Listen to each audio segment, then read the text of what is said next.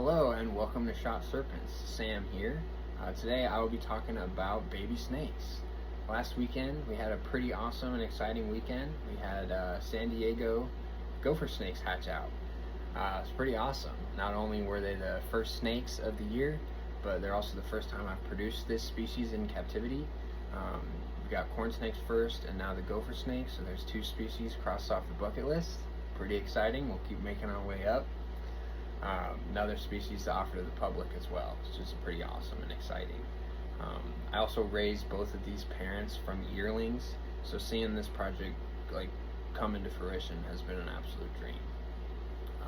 The pairing specifically was an Applegate albino, so your Applegate line albino, that's the male, and he was bred to an albino female.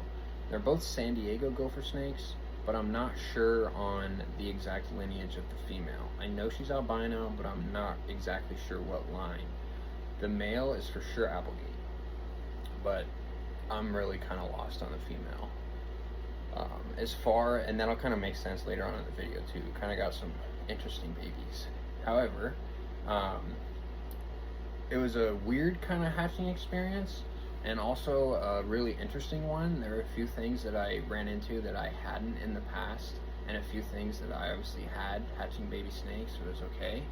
A couple unfortunate things, but nothing it was all out of my control, unfortunately. And all in all, it was a great learning experience, and I'm really pleased with the results. And the babies, I mean, they couldn't be better. They're unbelievable. Yeah, I guess without further ado, we'll get right into it. Here's that beautiful albino Applegate male. I put another picture of him in here in the sunlight because I really think the babies took after him more so than the female, but here she is as well. No doubt she's also a stunner. Here's the pair together taking a nice soak. A few weeks later, we got eggs. 8 beautiful pearly whites, and into the incubator they went. They hatched a little bit later. We got pips, and they took it upon themselves to do some adventuring, but we got no escapes, and we counted coup later. Look at them. Look at those little guys. Beautiful little babies. Really surprising to me, they weren't defensive really at all. These are some of the sweetest babies I've ever pulled out of the incubator. Super cool patterns on these guys too. This one specifically, the one on the left, that's the only one that has that really wicked pattern compared to the rest of its siblings. All of its siblings have that nice high white, like the one on the right. That's the only one that looks like that on the left. Unfortunately, it does also have a kinked tail, but it's very slight, and I don't think it's going to be too big of a deal. And none of the other babies have spinal kinks, so it doesn't seem to be a major developmental issue, just something that might be connected to either that albino. But here's another albino. You can see they really took after dad. They've got tons of high white, lots of gorgeous red, pinks, yellows, oranges. I mean, this clutch had a lot of variation, but these babies are really pretty. And let me know in the comments if you don't think they look like Applegate. I just think they really do. And I do want to, this baby's perfectly normal. I do want to put a disclaimer up ahead. There was a baby that came out of the egg severely underdeveloped. You can see here. It was very unfortunate to see it like this, hatched out of the egg like this. It just sucks. I mean, this guy just got bad luck. He came out of the egg with no right eye, and his bottom jaw was completely fused downward. I mean, and then you can kind of see that goop, and it looks like guts down at the bottom. That's really just energy and stuff that didn't get absorbed. So really heartbreaking, but this guy didn't live very long. He passed away, and just unfortunate, but it's worth sharing. And then we got a little bit of a surprise. A little normal in there. Or something that looks like a normal, which is weird considering the parents are both albino. This baby's weird. It looks like 100% normal to me. Here's it in shed, and then another albino in shed next to it. Strange. That normal baby's pretty weird.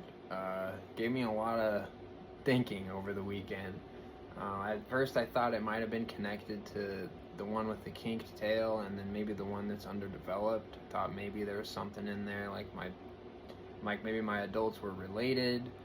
Maybe there's something with the albinos that's, I guess, not as studied or hasn't been done as much. It was really, I guess, I mean, I wasn't getting thrown any bones. I was completely confused.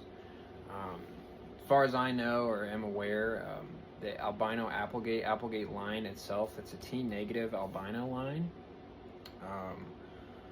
And you have 2 T-negative albino lines in San Diego Gophers, and then you have 2 T-positive albino lines in San Diego Gophers.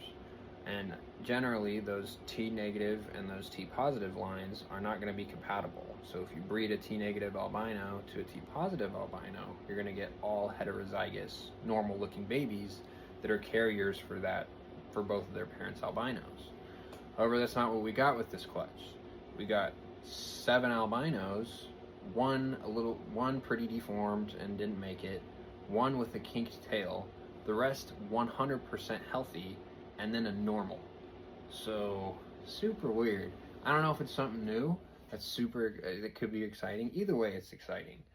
No matter what, we've got an automatic holdback, which is pretty cool, and then we'll be keeping one of the albinos for sure, no matter what.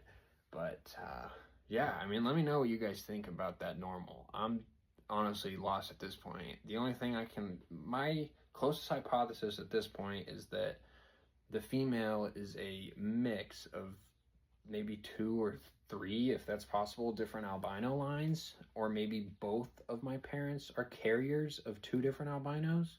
Like if my male is Applegate, but he's het for a T-positive albino, and the female is visually T-positive albino, but het for T-negative or Applegate, then that would make sense. And then that normal looking one would just be a double het, so it would be heterozygous for both albinos.